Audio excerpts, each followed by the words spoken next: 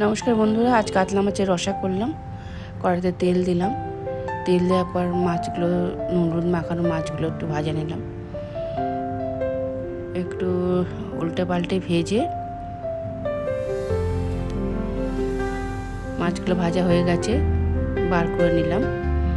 তারপরে কড়াইতে মেথির ফোড়ন দিলাম, আলু কেটে রাখা ছিল সেগুলোকে একটু ভাজবো। একটু পেঁয়াজ দিয়ে দিলাম, আলু পেঁয়াজটাকে একটু লাল লাল করে ভাজবো। একটু আদা বাটা লঙ্কা বাটা দিলাম, কাঁচা লঙ্কা বাটা আদা বাটা, একটু জল দিলাম, জল দিয়ে একটু কষিয়ে নিলাম।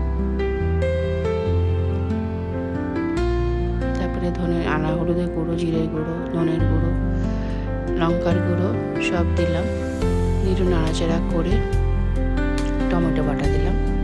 তারপরে দিলাম একটু নুন দিয়ে একটু নাড়াচাড়া করে কষিয়ে নিলাম ভালো করে। কষানো হয়ে গেছে, এবারে জল দিয়ে দিলাম, জল দিয়ে ঢাকা দিয়ে দিলাম। একটু ফোটার অপেক্ষা, টক করে ফুটে গেছে। এবারে মাছগুলো দিয়ে দেবো।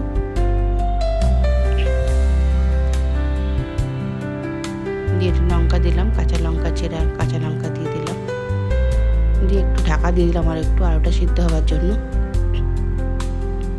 আলু সিদ্ধ হয়ে গেছে, উপরে ধনেপাতা দিয়ে দিলাম, একটু নেড়ে চেড়ে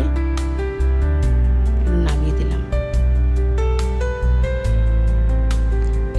থ্যাংক ইউ বন্ধুরা, একবার করে খেয়ে দেখো, খুব ভালো লাগে।